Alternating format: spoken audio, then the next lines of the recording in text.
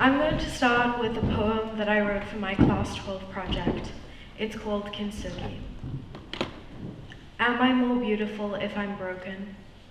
Will you fill my cracks with gold and marvel at how well I've turned out? After the pain, but not going through it. No. No broken pieces on a cold tile floor. No, they are messy and could cut your soft fingertips. But a full bowl filled with gold. Then you are worthy of love. Then you are beautiful. Hi, my name is Bryce, and for my Class 12 project, I created a coloring in and poetry book called The Wolf in Me. For a lot of my life, I have dealt with mental health issues such as depression and anxiety in my daily life, and one of the main ways in which I've learned to cope is through my art. Art for me is an outlet to be completely vulnerable and express any bottled up emotions I have, like sadness or anxiety. However, there are times when the process of creating is just too overwhelming, and putting a pen to paper or a brush to canvas just isn't the right tool, and this is where coloring in comes in for me. Over the last year, I have been to 2 separate mental health clinics, and there I noticed that a lot of other people also connected with coloring in the way I did. When it came time to decide what I wanted to do for my Class 12 project, I knew 2 things for certain. One, I wanted to make something that was special to me, that I could look back on and be proud of myself for. And secondly, I wanted to make something physical, a product that other people could buy, read, color in, and take something from. Thus came the poetry and coloring in book, The Wolf in Me. Once I decided on the idea for my project, I very quickly got to work sketching idea after idea of what I was going to do until I had every single image that I wanted to have in the book laid out and all the themes of the poems the story I was going to tell with my art. However, I soon found that this box was really restrictive as an artist. I didn't get too worried though, it was just the beginning of the process, and I started sketching. Here are some examples of my sketching style, and just kind of some of the themes that I wanted to have in my book. When I did draw, I found that the images weren't fitting into the original story I wanted to tell, and with every new image of a fish or a cat that I drew, this project was slipping away from me and becoming its own thing. It was alive and beginning to breathe on its own, which as an artist was really cool. I haven't had much experience with digital art, and in general, I do feel more comfortable with a pencil and eraser.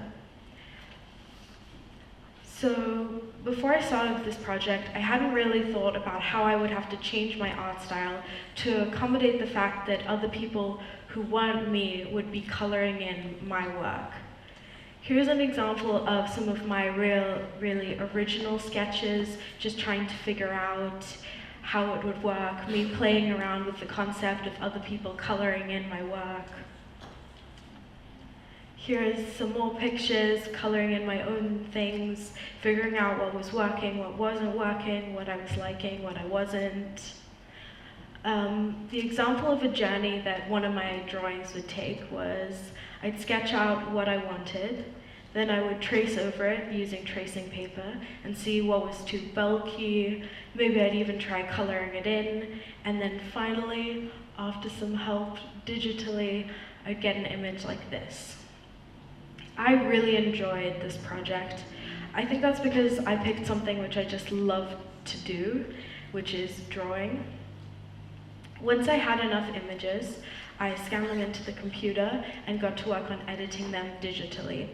I got to use InDesign and Photoshop, which was really fun as I hadn't experimented with them before.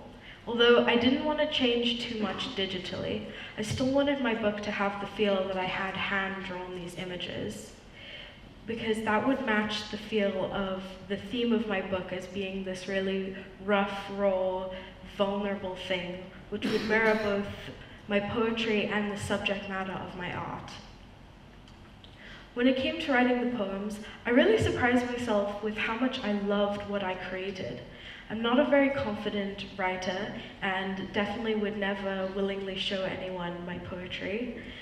And this is really because my poetry comes from a very vulnerable place, especially with this project where my theme was mental health. And so a lot of the poems are very personal and vulnerable to me and come from a dark place. Now, mental health issues are not fun, and I didn't want to stay away from that in my book. If anything, I really wanted to touch on those emotions and just dwell and think on feelings of emptiness and worthlessness, because I think they're a lot more common than people like to talk about.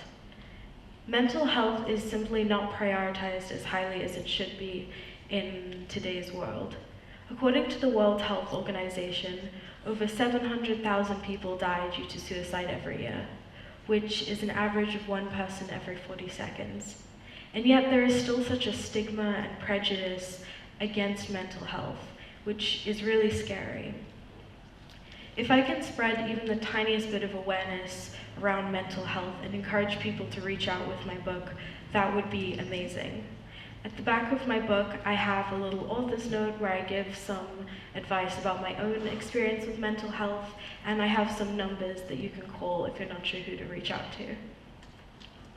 In my coloring in experience, I have found that most of the content of coloring in books is really happy things like flowers, animals, mandalas, and spirally patterns.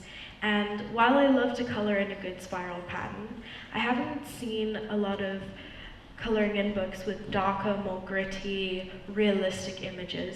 And this might just be my subjective love of more creepy art, but I wanted to embrace that in my book. The same thing goes for my poetry. Some of the poetry that has helped me the most is not the inspirational or happy kind. Rather, I find comfort in the raw vulnerability of poets, knowing I'm not alone in my dark thoughts, that what I'm feeling is real and is normal, and that I'm allowed to have these thoughts and feelings. Having said all of that, I do think my book has a really good balance between love and praise for life and a darker, more gritty side. Overall, I have had so much fun experimenting with my drawing style in this project, although I don't think I would make another coloring in book, as I find it too restrictive. I definitely want to continue creating art and trying to sell it. I would love to continue writing poetry, maybe try writing short stories, and one day maybe even a novel. That would be really cool. I loved the experience and the chance that this project gave me to experiment with my art and to push myself places that I might not have gone before. So now, after roughly 9 months of work, I have around 50 poems in my final book and 30 images which you can color in. Here's kind of what the book looks like inside. If you want to see more, come to my stall. I love what I have created, and I hope you do too. If you'd like to buy a copy, I'm selling them for $250, and you're more than welcome to pre-order. I also have an Instagram account which you can go follow if you want to support me.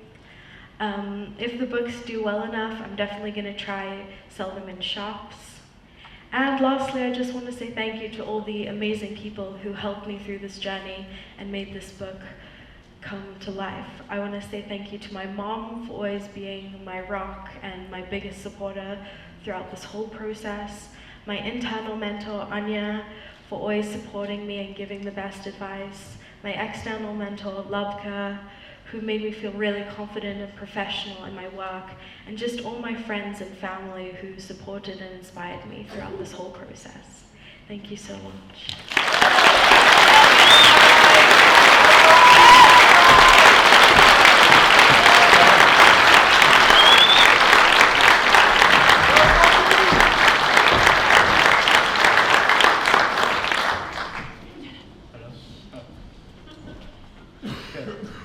Good evening, everyone. Being a Waldorf student, I knew choosing a project about plants would be quite fitting. For those of you who don't know me, my name is Dylan Gray, and I have a passion for a few key things that have shaped me into who I am today. I love working with my hands, nature, fish, sport, and cars. Since I was young, I've always been attracted to the calmness of nature and the excitement of sports. The classwork projects are all about accepting challenges, stretching limits, managing your time, and remembering to have fun in the process. My project aimed to explore the world of sustainable agriculture through a comparative study of both aquaponics and hydroponics. I saw this project as a unique opportunity to combine my interests and develop new skills. But if I'm being really honest, it was just an excuse to get more fish. Building both an aquaponic and hydroponic system allowed me to gain hands-on experience in constructing and managing these two systems. The focus of my study was to determine which system offers better sustainability, growth rates, nutrient management, and much more. To better your understanding of these two topics, I'm going to give you a brief explanation. So, hydroponic farming is a soilless method of growing plants. Instead of using soil, it relies on nutrient-rich water to deliver essential elements directly to the plant roots. Plants are typically grown in containers or trays, exposing the roots of the chosen plants. This allows precise control over the environment, such as their pH levels. This method conserves water and space and eliminates the need for traditional soil. It is popular for the speed at which the plants grow and can be an efficient and space-saving way to cultivate fresh produce. Aquaponic farming is a smart way to grow fish and plants together. In the system, plants lay in trays and the roots are exposed as in the hydroponic system. Water from the fish tank carrying nutrient-rich waste produced from the fish circulates through the plant beds, allowing the roots to be constantly exposed to this water. During that process, the roots of the plants take in the nutrients and clean the water. This creates a balanced ecosystem where both fish and plants thrive. It's an eco-friendly and efficient method, saving water and reducing the need for chemical fertilizers. Aquaponics offers fresh, healthy produce and sustainable fish farming in one harmonious cycle. Following a thorough comparison of both aquaponics and hydroponics, my conclusion was that aquaponics is the far superior choice. When it came to expense and complexity, the price of each system were about the same, although the starting expenses of the aquaponic system was a bit more due to the addition of fish. The aquaponic system functioned as a self-sustaining system, and this led to a decreased cost of replenishing the nutrients. The connection between fish and plants in aquaponics makes nutrient management easier, leading to less intervention and simplifying the complexity of hydroponic nutrient balancing. My research also pointed out important advantages in water consumption. Aquaponics efficiently uses less water by recycling nutrient-rich water between fish and plants, reducing waste and consumption, compared to the hydroponic system, which needs constant water replenishment and nutrient additions. During the process of the hydroponic system, you also need to restart the entire process and empty out all the water, which is why the aquaponic system uses less water. Aquaponics supports sustainability by decreasing chemical use and waste output, which leads to less harm to the environment, and it encourages environmentally friendly farming methods. Funny that my research also pointed out that my dog loves vegetables because while I was growing all these vegetables, I wanted to test if they were actually okay. So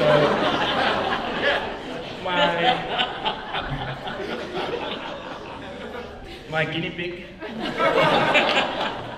her name's Pumpkin, funny enough. I would feed her vegetables most days, and she is okay today, so the plants were fine. So when I would feed her the vegetables, my dog would sit very close to Pumpkin, and I'd have to feed her exactly the same vegetables as Pumpkin. And I'm not sure if that's because my dog likes vegetables or if she thinks she's a guinea pig, but I won't talk about that. So this process was amazing. There were many highs and there were many lows. There may have been a lot more lows, but with each low came a solution. With grade 11 coming to an end, I was extremely excited to choose my project. At first I knew exactly what I wanted to do, which was to build a car. My uncle, who's sitting in this audience, he gave me his classic Mini Cooper to build, which was one of his unfinished project cars. However, I quickly arrived at my first problem, which was time. There were many things that needed to be done on the car, and my father and I knew that building a car would not be a process that we would want to rush. So I sat many hours very sad at my desk researching, looking for inspiration on what to base my project on. One night I decided to list all my interests, passions and skills. I eventually stumbled upon something called aquaponics and its close relative hydroponics. I was immediately taken away and interested in the entire process, from building a system to managing it and later harvesting all the crops grown. I then mapped out my entire project process and tried to figure out how I would execute this project into something that I could show. At first I was going to buy the two systems, but I figured it'd be a bit more interesting if I built them myself. Thinking I was ahead of schedule, I disregarded my project and attended to other things. And before I knew it, there was 2 months left till project presentations. This is when everything began to feel real, and naturally I began to panic.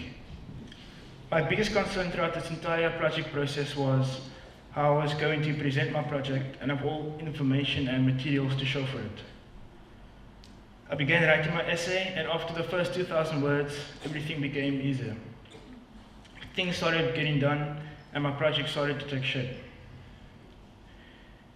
This process will be something I'll never forget, and will always be something I can be proud of. I want to show my sincere appreciation to all those who helped make my project a success. This project has been a significant journey of learning and growth.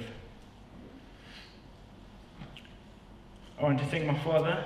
I'm extremely grateful to him. His constant backing and his knowledge and practical help played a key role in building the systems and the entire project.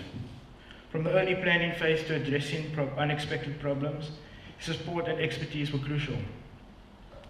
I want to also say that I'm very sorry, Dad, that I gave you a few more grey hairs. But I really love you, and your commitment to this project as my external mentor is the reason why I was a success. I'm equally thankful to Emma, who was my internal mentor. Emma's support was crucial throughout the entire process. She patiently helped me organize my 5,000-word essay and offering valuable feedback and carefully editing drafts. Attending our weekly meetings was crucial, improving my ideas, making sure my writing was clear, despite me forgetting many meetings. Emma's influence as my internal mentor played a key role in molding the academic side of my project. Furthermore, I want to express my gratitude to Skulk, which was my second external mentor.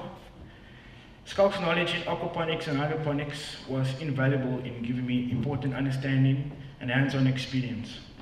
He helped grow my knowledge, leading me through the complex process of establishing and managing the systems. This project has been an incredible experience. Their help and advice have not just improved my knowledge of many different topics, but also provided important lessons in persistence, working together, and the importance of mentorship. Thank you.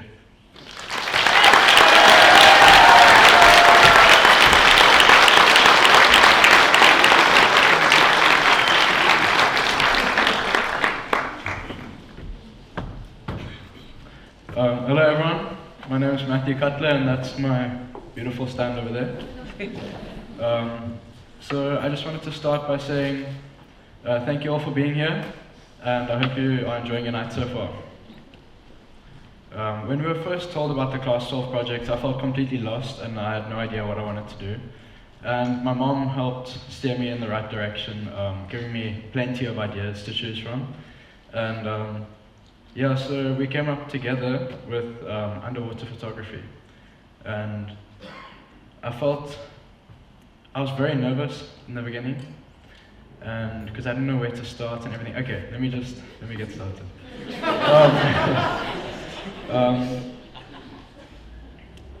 So there was one idea that just kept coming back to me, and that was underwater photography. Ever since I was a child, my life has always revolved around the ocean. I've always been interested in sports that revolve around the ocean, and so I did lifesaving for a couple of years, and I've always been into surfing and things like that. But all of these sports happened above the water, and I never really experienced what it was like under the water, because Cape Town just seems like all of the water just seems so grey, but underneath it's really, really beautiful, as you can see. So the next step in getting this project off the ground was choosing my mentors. So for my internal mentor, I approached Magenta. I did approach Magenta first, and she very quickly turned me down. So then I had to go to my second option. It was Mr. Morsa. No, but all jokes aside, Mr. Morsa, thank you so much. You've been amazing. And my granny ended up helping me find my external mentor, because my whole family has dived through Pisces divers in Simonstown. And so she got hold of Mike. She gave me Mike's email address, and then I emailed Mike. And long story short, we decided to meet up, and when I met him, he was really an amazing guy, and he even offered to sponsor me with free dives, which was absolutely amazing, and this project would not have been possible without him.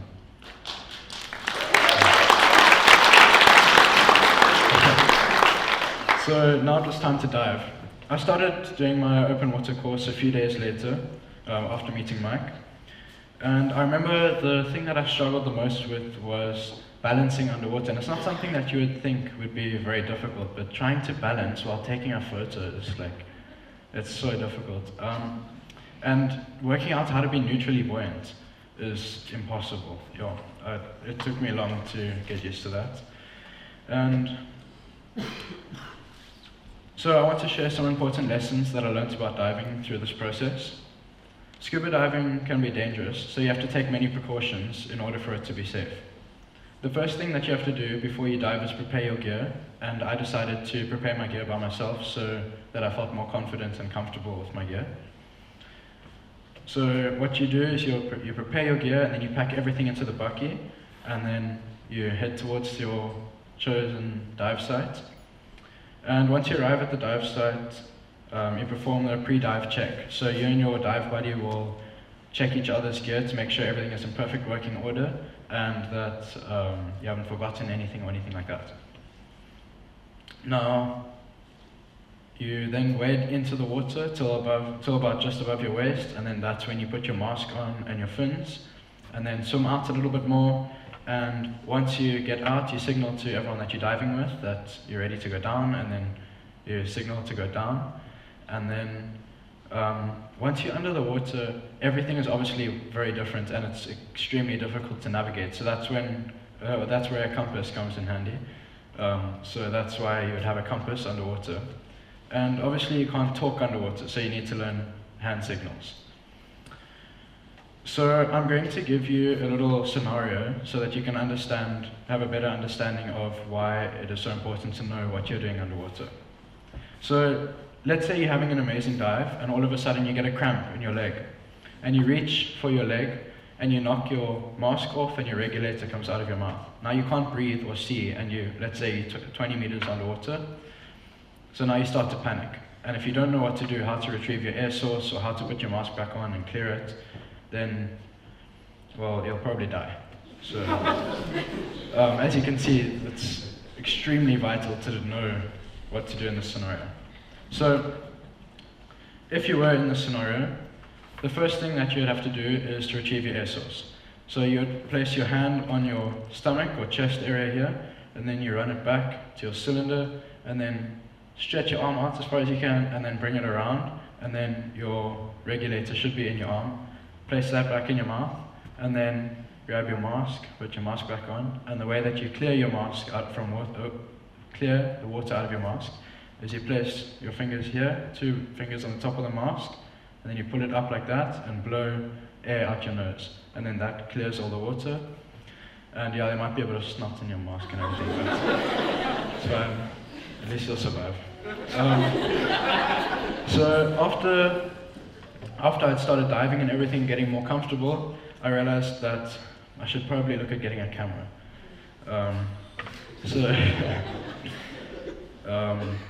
And I hunted for a camera until one seemingly perfect one fell practically in my lap. And Auntie Gladys actually drove me out to town to go and look at this camera. And when I arrived there, the lady was lovely and everything, but she didn't have the camera that I was looking for or asking for. She had another one. So she gave me that one. And then everything seemed fine, and then I was in the car and I was looking at the camera, I was so excited and everything. And I look at the lens and I'm like, there's a scratch. Anyway, but it didn't really affect the image quality that badly, so yeah, it was alright. And I just wanted to point out that the camera that I was using was nothing fancy at all. You can have a look at it at my stand over there on the far left. It's just this little point and shoot camera. And it just proves you really don't need anything fancy to capture some really cool photos. And I'm really proud of the work that I've come up with, and yeah. So now I just wanted to touch on the actual taking of the photos and printing. So the inspiration, where I get my inspiration is from Instagram and Pinterest. I would go look on Instagram at other photographers and get ideas from them, and then try out those types of like angles and lighting techniques that they were using, because I didn't go on any photography courses or anything like that. So that came in really handy, and that was very, very useful. And now I just wanted to say a special thanks to my mom for guiding me through this whole process. And she's really been my #1 superstar. Thank you, Mom. And my granny and grandpa for helping me find equipment that they had in the garage. And yeah, thank you so much, guys, and thank you so much for being here. And to Mike at Pisces, thank you so much for sponsoring the dives. I can't see how this project would have worked without him. And yeah, thank you so much. And to Mr. Mercer. Thank you, Mr. Mercer, for being a fantastic internal mentor and guiding me through this process. I know everything was a bit of a rush at the end, but we don't tell everyone that. Yeah, thank you so much, Mr. Mercer. And Magenta at the end for helping me with my speech. Yeah, thank you so much, everyone, for listening to me.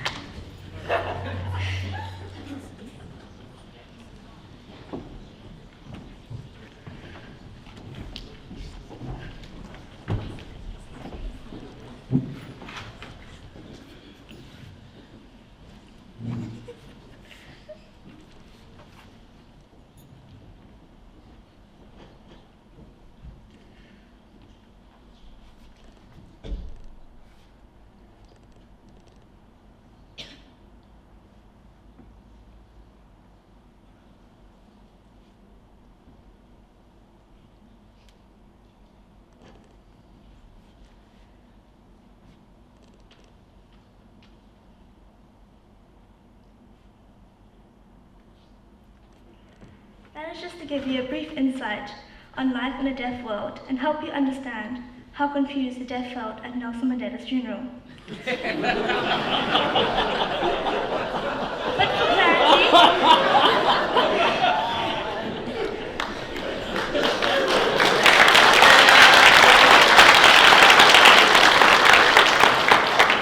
But for clarity, I will recap. Good evening, my name is Amy Good, and for my project, I learned South African Sign Language by doing a beginner's course with my amazing teacher, June. I chose this topic because I've always wanted to learn sign language. Learning sign language, or any language, is easier said than done. When I was trying to find a sign language teacher, it was a bit of a struggle, as I knew nothing about the language, and had no idea where to begin, which resulted in me accidentally learning some American Sign Language. Then, with a lot of help from my awesome internal mentor, Magenta, who I bribed into being my internal mentor with a tiny felt pumpkin, we came across an article about June and reached out to her. Sign language is used by deaf communities worldwide. It is made up of hand movements and facial expressions. And in 2023, sign language was declared an official South African language. This is an amazing step forward and shows the importance of sign language. For deaf people, being deaf is natural and part of their identity. It is important to remember that the deaf community is proud to be deaf. To express sadness for someone being deaf is considered a lack of acceptance of who they are. The only disability they experience is the assumptions and stereotypes that the hearing community assumes about them. Most hearing people associate being deaf with hearing aids as to be able to communicate with people who cannot sign. The interesting part of this is that most of the deaf people I have met during this project, very few of them actually use hearing aids. We usually associate deaf people with hearing aids and assume all these stereotypes without realizing, mainly because the deaf community still sometimes views being deaf as a disability. But being deaf is not a disability, it is just a different human experience to you. Since interacting with the deaf community, I have become aware of certain behaviors of when a hearing person interacts with a deaf person. Number 1, I cannot stress this enough. When someone is deaf, they will not magically hear you if you shout. Number 2, it is impolite to walk between two deaf people having a conversation in sign language. And number 3, eye contact is vital for deaf people, and since doing this project, my eye contact has improved enormously. In order to learn sign language, I did a 13-week beginner's course taught by my external mentor, June. I was very happy that I was doing this course with other people because it made the learning experience less scary, and it was great to meet such lovely people. The course itself was amazing, and June is a very passionate teacher. Every week we learned a new topic of words, and at the end of the lesson we would sit in a circle and use what we learned in that lesson to have a conversation with each other in sign language, which usually ended up in a fit of laughter. My favourite part of the course was when June organised for the class to sit down and have coffee and sign with some of the members from the deaf community at a coffee shop called I Love Coffee. This was a great way for my class and I to practice our sign language skills and to learn more about the deaf culture and their various experiences as deaf people in South Africa. The most interesting part of the sit-down was when I was signing with a deaf person who was born with a cleft palate, just like me. For context, babies who are born with a cleft palate have a chance of losing their hearing. This was a concern from my parents, and when I was a baby, I was sent for hearing tests, as I was not responding to the voices and sounds around me. But after many tests at Red Cross Hospital, the results were inconclusive, and the doctors felt it was more a case of stubbornness. After signing with her, I chatted with my parents about how this woman was also born with a cleft palate, and this opened up the conversation about how there was a possibility of me losing my hearing. I was unaware of this, and yet I chose to do my project on sign language. This felt like a full circle moment. At the beginning of this project, I was overwhelmed by the large amount of possibilities my project could be and worried about making the wrong choice. My first obvious choice was to start a cult, which was sadly turned down by my parents and teachers on the basis of it being illegal. And it also required me to get up very early in the morning. I'm relieved it was turned down, as I then had to think very seriously about what I wanted to achieve from this project. And I realized I needed to get out of my comfort zone and learn to do something that I had never done before, but had always interested me, which is how I chose South African Sign Language. When doing anything new, there are obviously ups and downs, and there were serious moments during this project of great doubt and many tears. But there were also lots of happy and fascinating moments. By the end of the course with June, I have learned a great deal. Granted, I can't have a conversation about rocket science, but I can hold a basic conversation with someone, and most importantly, I can order a cup of coffee. This project has inspired me to continue to expand my knowledge on sign language and to continue to do more courses. I have learned that it is easier for a hearing person to learn sign language than for a deaf person to have to constantly lip read. The key lesson I've learned overall from this experience is how even learning a few signs can have such a positive impact. If more people learn sign language, we could break down communication barriers and take a step forward to create a more accessible and more inclusive social environment. I really encourage you all to learn sign language. It has opened my eyes to a whole new world, and chicks dig it. I want to thank my teachers for helping me along the way and always staying positive. I want to especially thank my parents for making it possible for me to do the course, and for giving me lots of encouragement and tea when I struggled with procrastination, and most importantly, for helping me with making my website and filming the videos. I could not have done this without these incredible people. Thank you.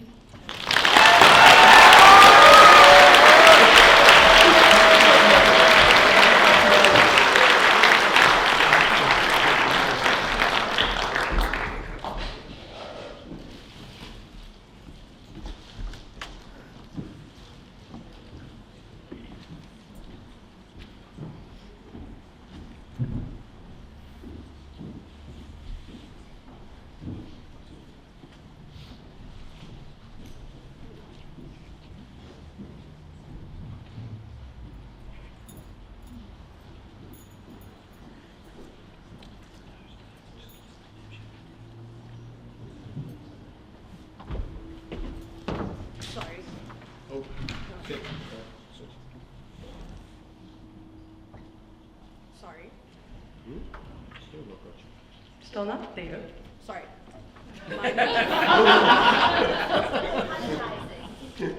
Minor technical difficulties. Good evening, everyone. My name is Erin Flint, and that blue car over there is my 1957 Morris Minor. Being a Waldorf student all my life, the Grade 12 projects were always something I knew about, however, never gave great thought to until we were given our project briefs, and we had a breakdown of what our proposals had to consist of. In order for you to understand why I chose to somewhat restore a Morris Minor for my Grade 12 project, you have to have some background first. While growing up, my grandfather always had old cars at his house, his favourite being the Morris Minor. Unfortunately, my grandfather passed away in August of 2020, and when we were given our Grade 12 project brief, my dad suggested that I use my inheritance that I got from my grandfather for the Grade 12 project. It would be like my grandfather bought my first car. Once my proposal was accepted, the hunt for a car was on. My father contacted Delaray Culminates, someone who had bought one of grandfather's many cars, to see if he knew anyone selling the Morris Minor. Delaray did know someone who was selling a black 4-door Morris Minor. However, Delaray himself was selling a blue pickup. My parents and I travelled to Claremont to look at the two cars. I really liked the black Morris, but after chatting with my father, he discouraged me from buying it. We looked at Delaray's car, and as much as I really liked it, I thought it was too much, and he was asking too much for it. I will not bore you with every single car I looked at. However, we travelled far and wide, and in total, I looked at 6 cars. In January this year, I started losing hope about finding a car. After a long conversation with my dad, we decided to contact Delaray again. And after some backwards and forwards, he lowered the price for us, very kindly. On the 8th of February, my dad and I drove to Claremont and put George on an A-frame and proudly brought my beautiful car home. I wanted to name my car something that was important to me, a name that tied back to my grandfather, and that's why I named him George, as it was my grandfather's middle name. The day I got George, my mother, my father, and the dog and I drove down to Half Bay Beach. It was very quickly in this drive that we discovered my brakes were anything but good. I reached out to Delaray to see if he knew anyone who could help me with my brakes. He gave me the number of the chairman of the Morris Minor Club, Fricky Muller. After talking to Mr. Muller, he told me that he would be more than happy to help me, so we took my car and we drove it all the way to his house, where he assessed it and told me he needed to replace my handbrake lever, the car's rear linings, and replace my brake drums. Once I got my car back from Mr. Muller, it was time for me to start the work. Because my oil pressure gauge and my temperature gauge were quite modern and really not what I wanted to fit in the car, I decided I needed to move them behind the steering wheel and further in. This was quite a finicky job, and it took me a lot longer than I would like to admit. Delaray had given me 2 spare cubbyhole doors, which I sanded and spray painted black in hopes that they would complement the black seats of my car. Fitting the cubbyhole doors was a finicky and time-consuming job as the gauges. However, I found this a bit easier as I had done it before. One day, I got home from Maya's house, and my father sat me down and said to me, "I accidentally broke your headlight of your car," which, with an old car, is quite the problem. But he had reached out to Delaray, and Delaray was extremely helpful, and he had sent a spare light already. So one day, while I was in the garage, I got a phone call from Matthew to tell me, "I'm in your road, can I come say hi?" So naturally, I put him to work.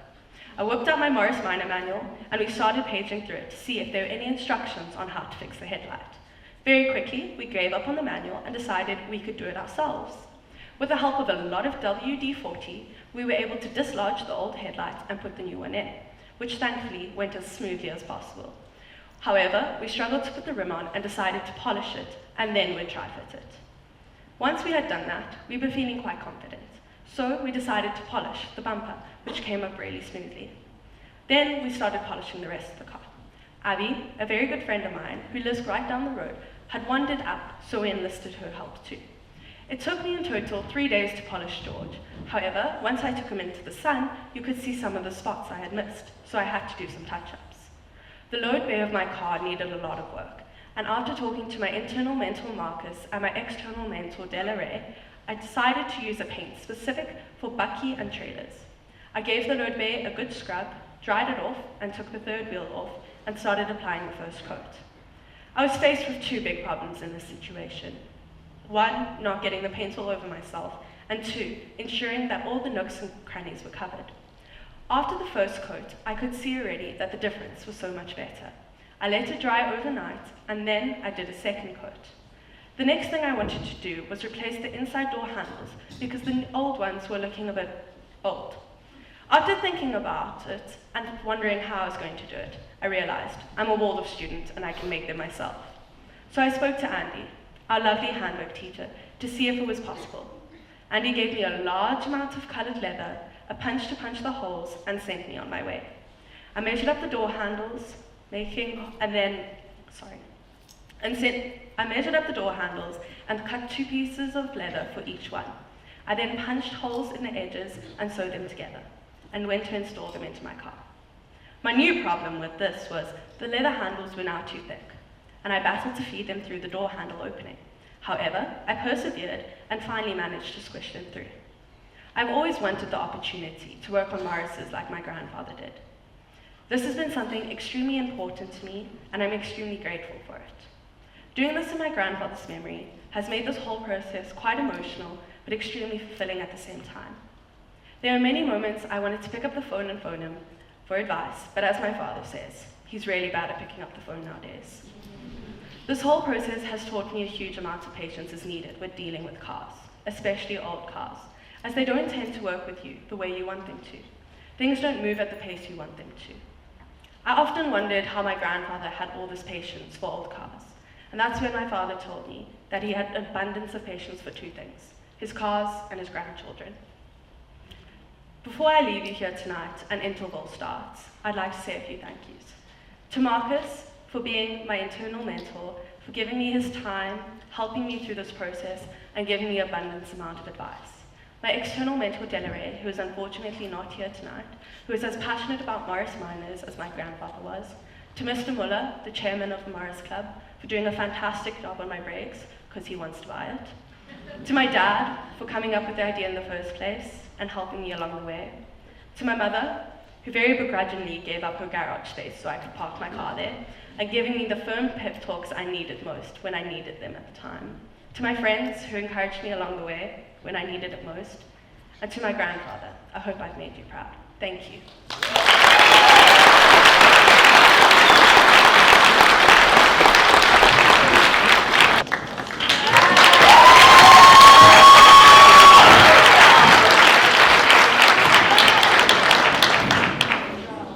Hello. Oh, okay. Good evening, everyone. Welcome back. Hope you enjoyed the first half of the presentations. I would just like to make a small note that my voice is not the best condition right now, so if I do stutter on a few words, then my apologies. I would like to start this presentation off by telling you guys a short story. As a kid, I had no shame whatsoever, and this meant that I was comfortable going up to people and starting random conversations, often asking other kids my age to be my friend. This also included singing whenever I could, in public. I began singing at the age of 4, and I distinctly remember standing in the doorway of my storage room, singing a song I made up. When I say song, I mean the two same lines repeating itself over and over again.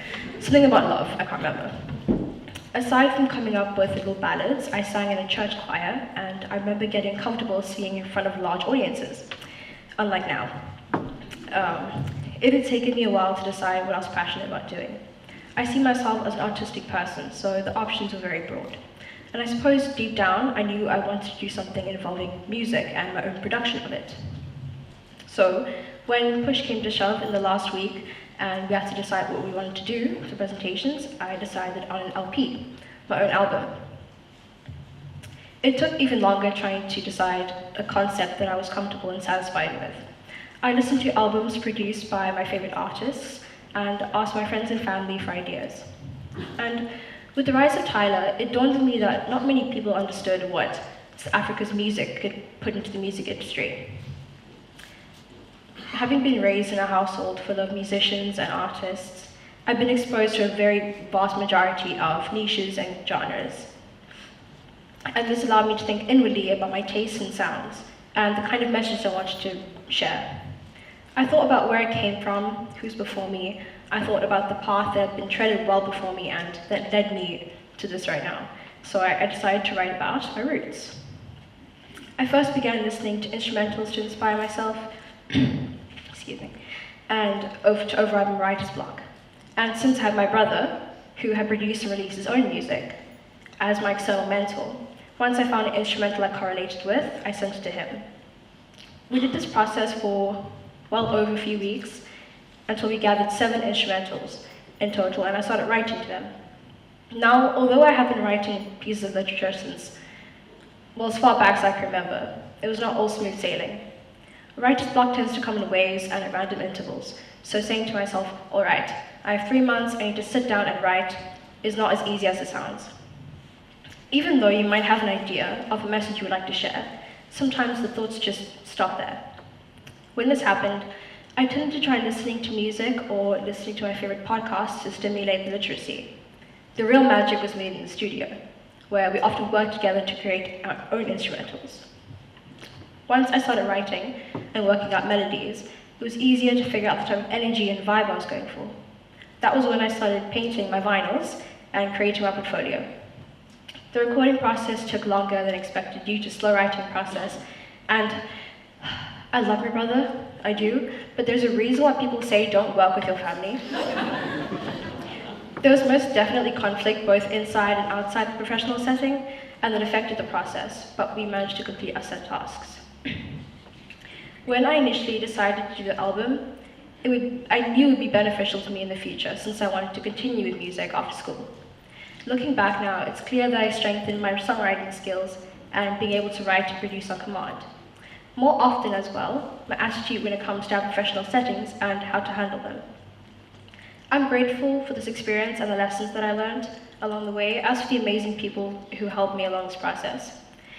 I would like to thank Mr. X, my internal mentor, who helped me to keep me on track and remind me that this is something that I am passionate about doing, and that if I really want something as beautiful, I need to put my passion and what I love into it.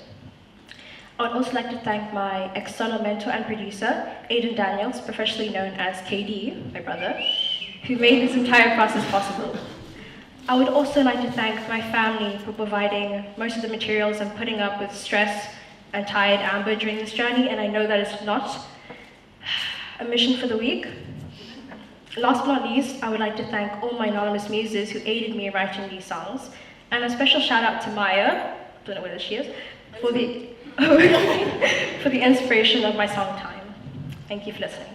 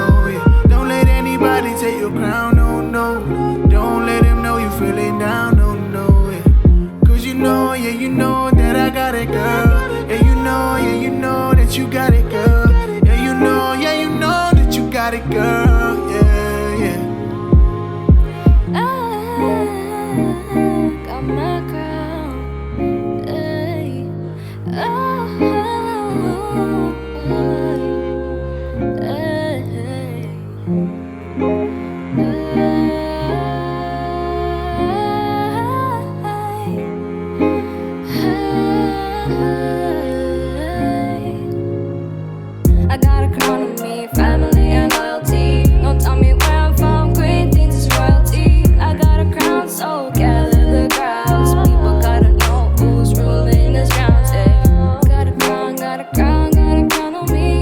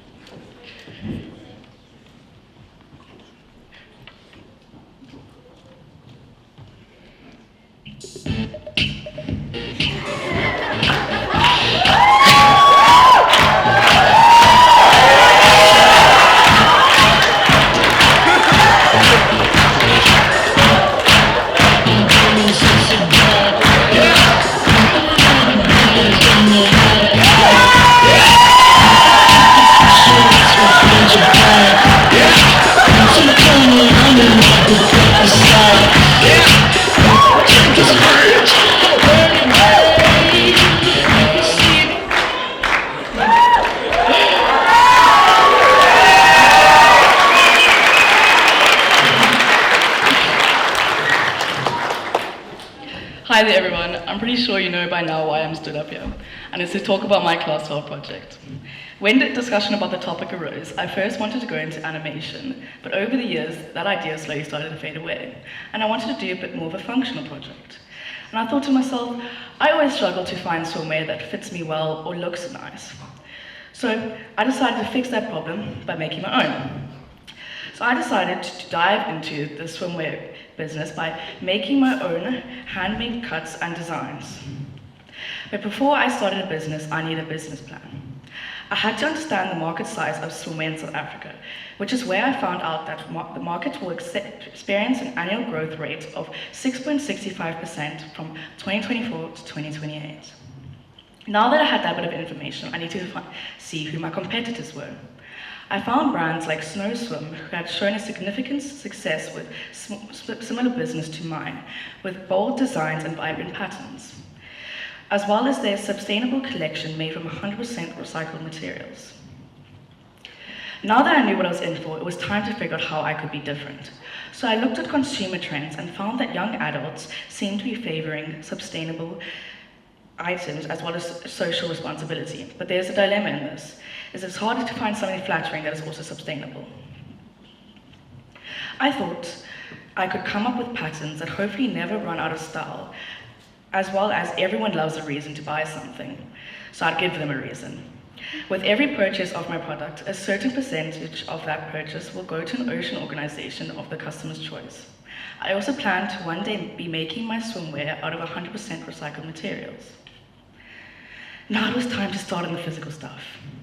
This was very stressful as I had no experience in this line of work. It was also very slow as I decided to enjoy my holiday.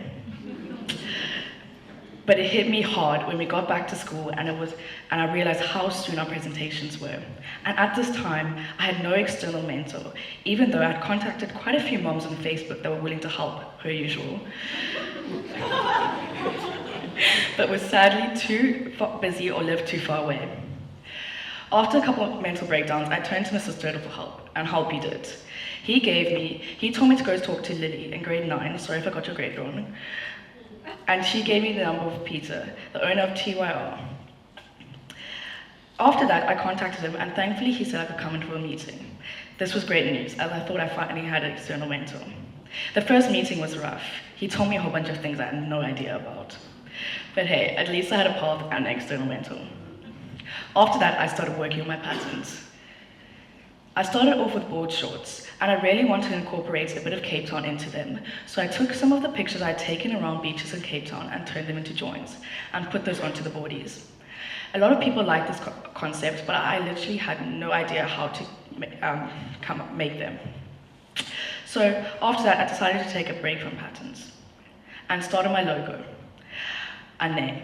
I definitely knew I wanted to incorporate B into my name, as it has been a childhood nickname of mine. So I came up with bikinis.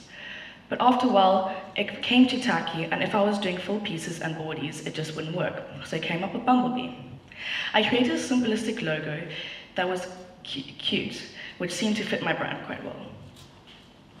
After that, I turned to AI to create some designs, as I still had a bit of an artist block.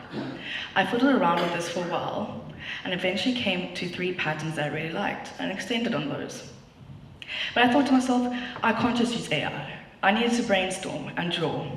So I started to draw a few patterns by hand, which was very stressful, as I needed to draw them I thought I had to draw them each individually. But soon, I used my eyes and head and found a tool that cuts your drawings and photos out for you. And you can just copy and paste them, which made the process a whole lot easier. Now that I had all my patterns eventually, I had no idea what the next step was, which seems to be a pattern in this process. Excuse the pun. So I turned to my external mentor for help, and he told me I needed to get cuts done before I send them through to the fabric printers.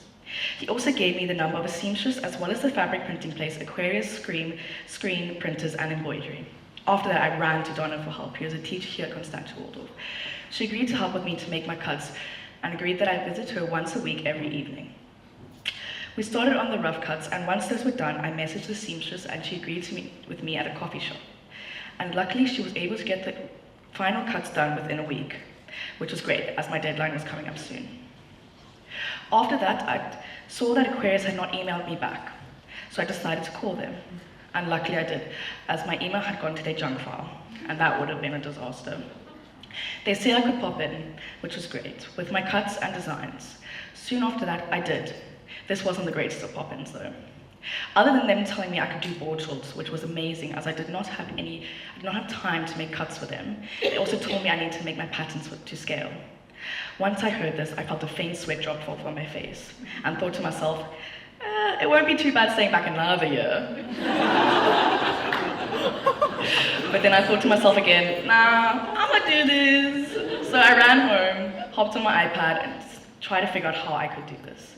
My iPad could do it, but it couldn't do it as big as I needed to be. So after fiddling around in that for a bit, I went onto my computer and found an app that could. It was quite stressful using this app, as there are quite a lot of tools and gadgets that I needed to try to figure out. But eventually I got the hang of it and I got my patterns done. After a long night, I finally sent them to Aquarius again. And soon after that, I went into the workshop to watch the patterns being printed. I thought to myself, okay, finally, this is done, I can breathe. But not long after that, Aquarius called me saying that the CMT wanted to call me. They're saying there was a few problems with my cuts. Waiting for this phone call was like waiting for a call back from the insurance, hoping that claim was going to be approved. I know nothing about insurance, but I hope the adults like that.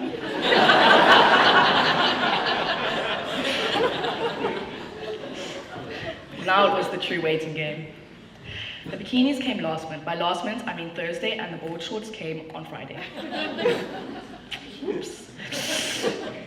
They looked amazing. I was very proud of what I had created, as it was my first time ever diving into something like this.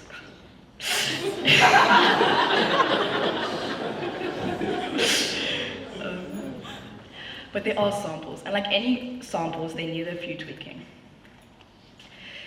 This was quite a stressful time, but it taught me I need to have faith in myself and trust the process, and not everything is going to go smoothly. But thanks to Mr. Stodel and my internal mentor, and Peter, my external mentor, and my mom and my dad, all the family and friends that helped me along the way, who made this process fun. It was a blast. And of course, you guys for listening to my project presentation. Thank you.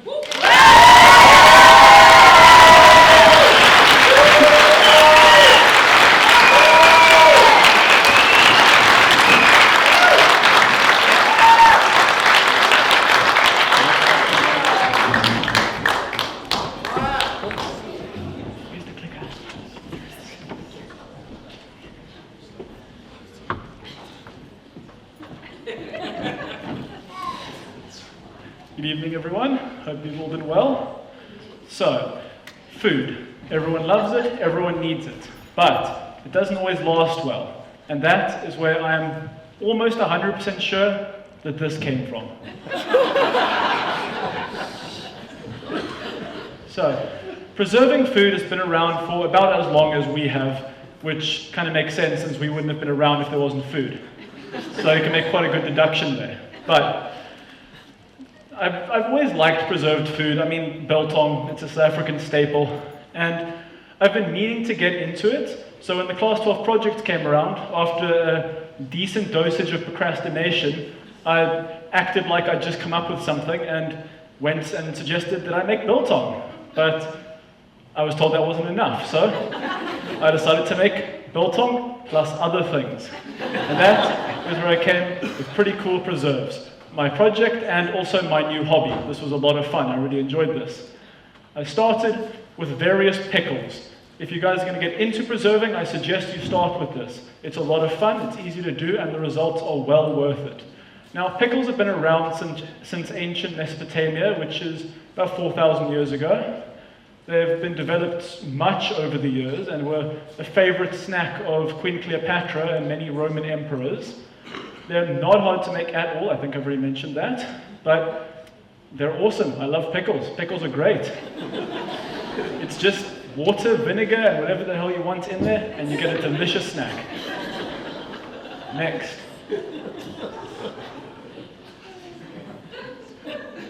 That was meant to happen. Biltong. I'm not going to lie, this entire project was more or less just an excuse for me to make biltong. I've always loved biltong. Biltong is awesome. It's been around, it's actually on this list, it's one of the more recent things. It's been around since the Voortrekkers came over here, and they needed some way to preserve meat that didn't enable it to get a certain bacteria that we have here.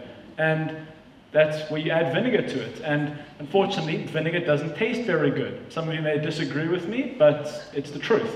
Now, vinegar, that's where people add these delicious little spices like salt, pepper, fennel seeds, all these other delicious little bits, pepper flakes. I know Mr. Mercer was waiting for that. And you just leave it in the fridge for a couple days.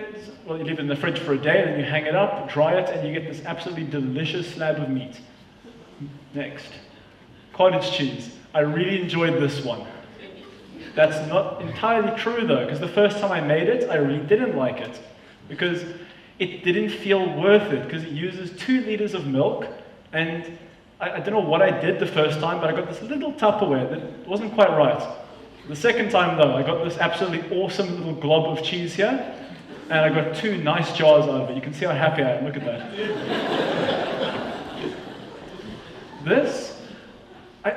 In the entire project, this was probably the most satisfying thing I made, because what you're seeing here is basically all the work you need to do to get 2 delicious jars of marmalade. So all you need to do is chop up some lemons, some oranges, throw it in a thing, soak it, boil it with some sugar, and boom, you get 2 absolutely delicious things of marmalade. I recommend trying it. It's better than buying it at Woolies. Now, crackers. You can't have preserves without crackers. They are so tasty. You can put little seeds on them, you can put salt and pepper on them, and you get this delicious crunchy thing. You can dip it, you can put it in a stew, I think. It's good stuff. It's absolutely delicious. I very much recommend making it. The chili sauce. Now, I was not expecting to make something this supposedly high complexity in this thing, but it wasn't as hard as I thought it was. As long as you can get a hold of good fresh chilies, you can make yourself a very nice chili sauce. And it's not that hard, just look up its sauce recipe. Most of the things on this list, I didn't even think of doing this. If you just look up recipes for most of these things, it's not that hard. I don't know how, I don't know what Woolies has done to all of us. They're pulling the blind over us and making us think we need to buy this stuff. You can make it, it's not hard. And hummus, the staple of the Middle East, absolutely delicious. You can have it with your crudités to make it seem like it's extra healthy. It's just chickpeas and a bunch of other deliciousness into this awesome tasting thing. Add extra garlic if you want to be fun. Next, tapenade. Now this one caused me so much pain. So you see all this lovely fine minced up things. I had to do that by hand because I forgot to bring the food processor over from the other house. And the olives I got for this, I geniusly got olives with the pits in them. So I don't have a picture of it here, but I had to spend about an hour and a half with a very sharp little knife, painstakingly taking all that stuff out. Not a fun task, just get olives without the pits in them. Don't be a hero. Now, preserving food, it's something that's been around for a while. It's kind of flown under the radar. It's something that, I mean, we all eat preserved foods on most days. I mean, bread is a type of preserved food. So it's something that's been around since as long as we have, otherwise we wouldn't really be here. And it's a lot of fun to do. You should try it out. I can't recommend just preserved foods enough. If you're going to try it out, start with pickles or crackers. Those two are so easy to do and it is so worth doing it. I'd like to thank my internal mentor, Tinker, for constantly reminding me that the project hadn't gone anywhere. I'd like to thank my parents for the help with all these different things. Thank you very much.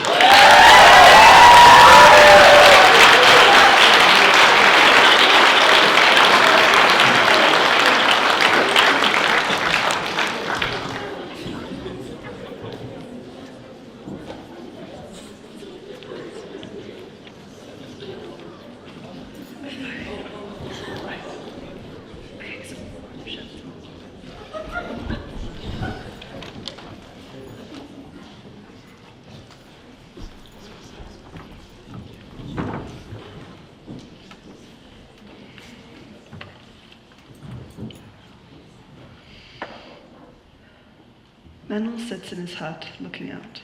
The night is warm and silent, and only the birds and insects can be heard. The only light are remnants of a fire and the full moon's light. One of his wives sleeps next to where he sleeps. He reaches into the pot, kept next to his bed mat, and takes out the t-shirt that holds the diamonds. Slowly, unwrapping it in a trance, it is revealed that the diamonds are gone. Hi, I'm Jessie Giovanna, and I chose screenwriting for my project. The idea came to me in a car listening to Roxanne by the Police. My screenplay, Roxanne, is loosely based on the song. At least the original concept was. The original idea was entirely different. I started with a girl called Roxanne, who was an assassin and, long story, used her body to capture victims. She somehow worked for the CIA, and she had a room full of gadgets and was beautiful and. It was very Hollywood, very James Bond. That idea evolved into something a little more appropriate when I handed in my Class 12 proposal. Roxanne then wasn't from America, but then Mauritius. And the story started tragically, beginning with her in a bad living space, where she looked after her brothers and sisters, and her mother wasted away on booze and drugs. And this was a reflection of the space I was in. Not to say that my mom is a waste, she definitely isn't. She's a successful engineer, and I'm definitely not poor. But Roxanne's situation was dark, and so was mine, and I wanted someone to know. However, I won't end this night off on a sour note. I took this idea and evolved it around my holiday around Southern Africa. I initially wanted to speak of a story of conflict diamonds in Botswana, until I learned that there aren't any conflict diamonds in Botswana. I began my holiday in Angola, traveled through Namibia into Zambia, and ended up in Botswana, where I sat sipping Jägermeister and discussing the Angolan Civil War with ex-reccees. This was the beginning of uncovering a truly tremendous hidden story. The ideas began flooding into my head. The time I spent in Angola I had absolutely adored. From the scrappy graffiti-covered streets to the lively soccer matches on the beach and cocktails, it was lively, passionate, and bright. All the things I'd been missing in my life. So when that ex-recce told me the story of the Angolan Civil War, I knew that I had to start there. I went into the new year and scrapped everything and started from zero. I went into a frenzy, researching everything and anything that happened during the Angolan Civil War, and probably ripped the ears off of some of my classmates and friends, explaining the politics, the diamonds, the child soldiers, and the Russians. But Roxanne no longer became a sob story. Roxanne became a story of strength and hope, and a story that not too many people were brave enough to tell. It was no longer just another James Bond movie. I also realized that I had the passion for writing stories that not too many people wanted to tell, not too many stories that were easy to tell. So now you're probably wondering, who the hell is Roxanne and what is her story?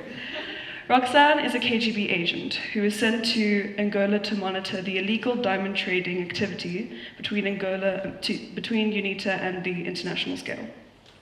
She goes undercover as an NGO nurse from Vita Assist and journeys to villages in need and out of reach from the government and other humanitarian help. Manuel is a leader of a tribe in Lundasel, which is a diamond-rich area, and he mines and sells off illegal diamonds using his cousins and nephews and sons. His son, which is introduced in the story, Alberto, had returned from Luanda after suffering a riot where he had been beaten mercilessly by Dos Santos' bodyguards. Alberto had been trudging through the muddy, dank terrains with his cousins for a few weeks, mining for diamonds. But his cousin, Hashi, had other plans for the diamonds, which would inevitably lead to blood shedding in cold vein. If you wish to hear the rest of the story or the history, you can hear me stutter it out for you at my stall. My process for this project has not been easy, though many, I'm sure, would be concerned if it was. I often berate myself for choosing challenging or overly ambitious projects, but then berate myself if I don't. However, what I struggled most, more than researching, more than learning or even writing, was myself. I hated absolutely everything I wrote and constantly told myself that this needed to be the best thing I could do. No, it needed to be bloody better, and that isn't necessarily wrong until it leads to chronic perfectionism. I struggled to write because of this, and in turn lost a lot of time rewriting and setting huge, massive goals for myself, because if I didn't only achieve greatness, then I was a failure. I began to fear just looking at the page and having to push out 5 pages of writing a day. Then I would hate myself because I didn't write 5 pages of Academy Award-winning gold daily. As a full-time student who has other hobbies, struggles in math, has to do her own research without a research team, and has 0 experience in screenwriting, she should be able to do that, right? I kept comparing myself to the greats like Christopher Nolan, who, by the way, took 20 years to complete the masterpiece, which is Oppenheimer. Many people told me that I was comparing myself to writers who had studied the craft and had experience. But I thought those people could bugger off because I could learn this in a day and be even better than the greats. The ego doesn't always take your side. At one point, I'd become so fed up with my story and hateful that I took one of my other ideas that I'd come up with during the project and was able to write 20 pages in a day. But then my mom told me off and said, if you're going to quit this project, when are you ever going to finish a project? And she was right. It was only at the very end of my project that I sort of learned to overcome this fear of writing and block. I also learned that it is okay to ask for help and not automatically have a master's in creative writing, no matter how bloody inconvenient that is. So don't think yourself inadequate if you ask for help. Your purpose here on earth is to learn, whatever that is. Think of yourself as a student asking an important question, because every question, no matter what it is important. But I digress. Though I acknowledge that the screenplay, for the moment, is incomplete, it is still a significant feat that I have achieved. I was told at the beginning of this project that I had taken far too big of a project, and yes, it is big. This is the beginning of my dream to become the greatest filmmaker in the world. So if that isn't a big project, then I don't know what is. And I don't dream small, nor will I ever stop.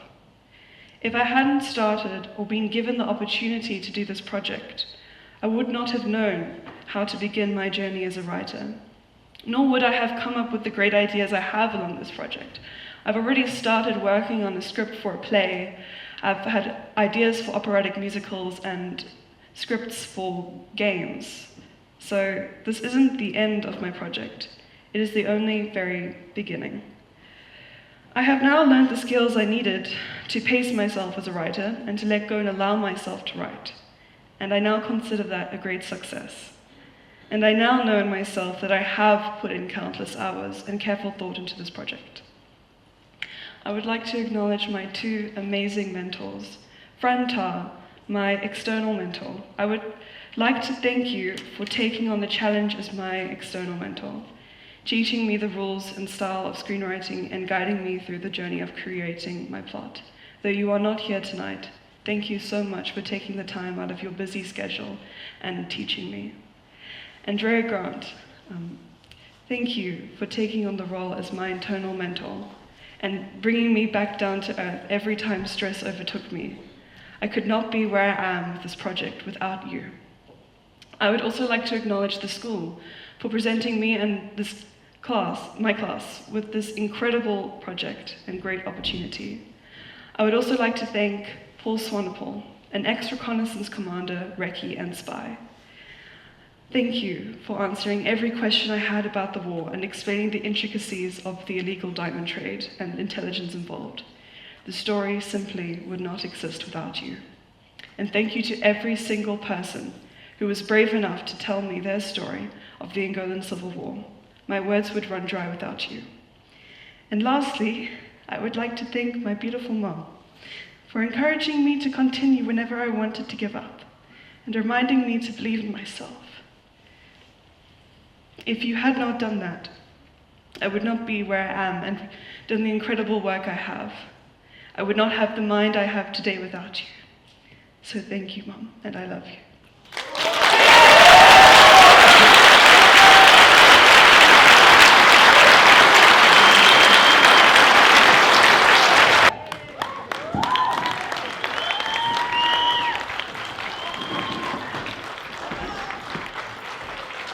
I definitely don't deserve to be up here.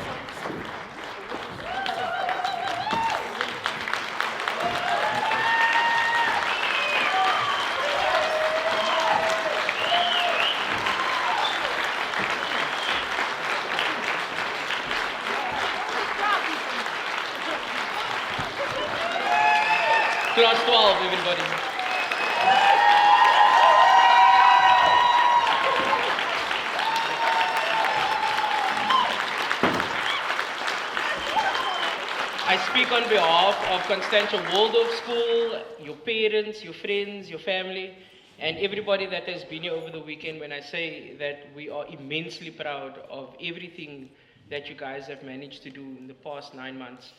Or 12 years if you've been here long enough. Some of you more than 12 years if you've been here since playgroup and kindergarten.